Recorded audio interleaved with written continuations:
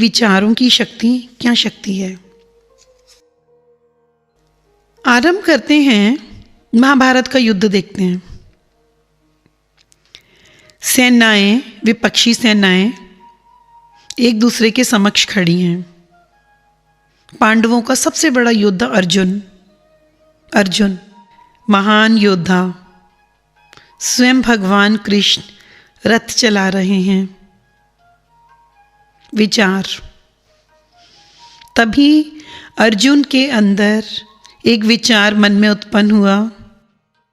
सभी मेरे संबंधी हैं, भाई हैं, मित्र हैं। तुरंत विचार आया, अगर इनको मारकर मुझे राज्य मिल भी गया तो क्या।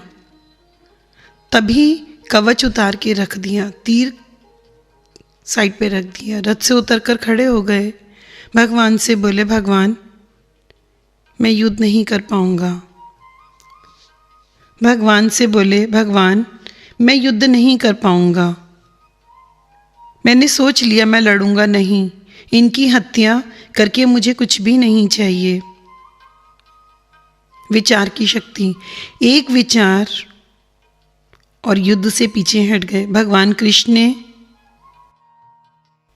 क्या पिस्तौल लेके अर्जुन की छाती पे चढ़ के बैठे? नहीं, शांति से, गंभीरता से, संसार क्या है, सत्य क्या है, आत्मा क्या है, बताया।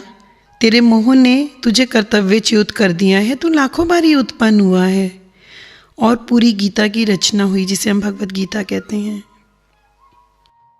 और गीता सुनने के बाद वही अर्जुन रथ पर चढ़ा, कवच धारण किया, गांडीव लिया और जोश के साथ बोला, मैं युद्ध करूंगा। ये है विचार की शक्ति। एक विचार ने रथ से नीचे उतार दिया और दूसरे विचार ने रथ पर फिर बिठा दिया। विचार शक्तिशाली हैं।